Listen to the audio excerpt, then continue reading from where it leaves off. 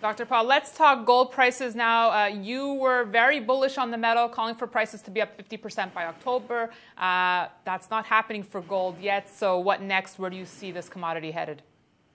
Well, it has to go up. And once again, predicting when and things happen is the same way with the stock market, because precisely Austrian economics said don't pretend that you know that, because there's an emotional element to it, there's a subjective element of what happens.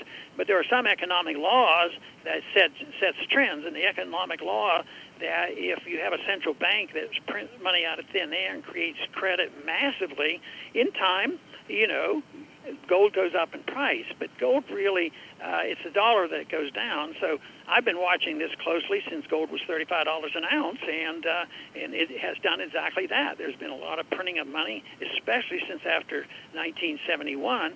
But when the Fed took over, it was $20 an ounce. And look at where it's been now. It's been up as high as $1,800. It'll go back there one day, and it's going to be a lot higher because they will not stop printing. The pressure, the political pressure, is too great, so we can expect more monetary inflation, which will push the dollar price of gold up.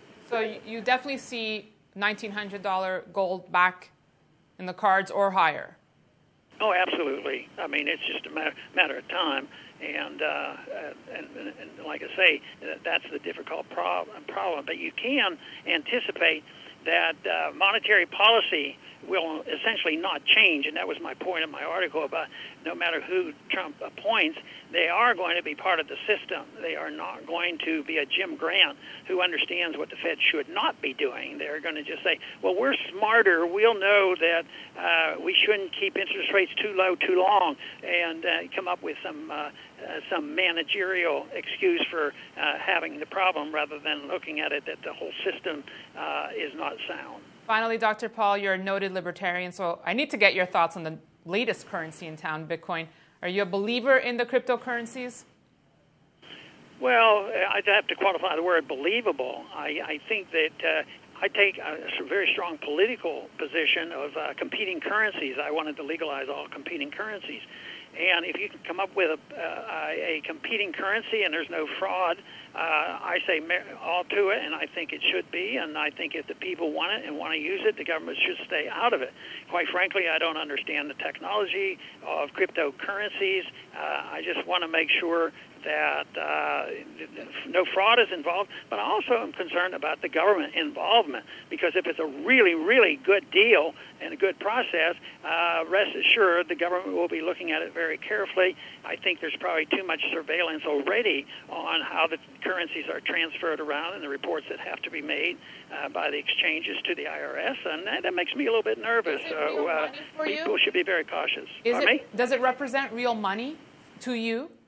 Not to me, no, it doesn't. But if it serves the voluntary exchanges of people and being and serving the purpose of exchanging wealth and no frauds committed, it could act as if it were money.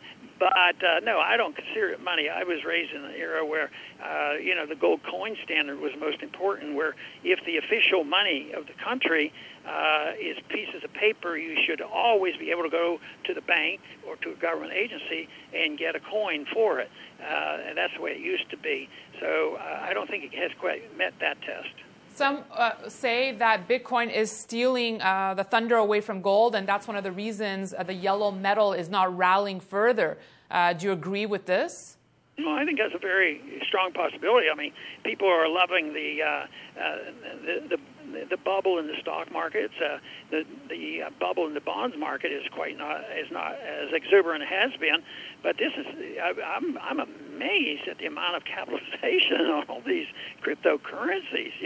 It's a huge amount of money. So yes, I think that would distract, and only time will tell if it's going to survive as something they called money. I think the process that they have, the blockchain, it sounds to me like that technology has a lot of future to it, but that doesn't mean that everybody is going to be going to the store and using Bitcoins. I think only time will tell us how practical it will be. Dr. Paul, thank you so much for your thoughts today. It was good catching up with you. Thank you. Good to be with you. And thank you for watching. We'll be back tomorrow.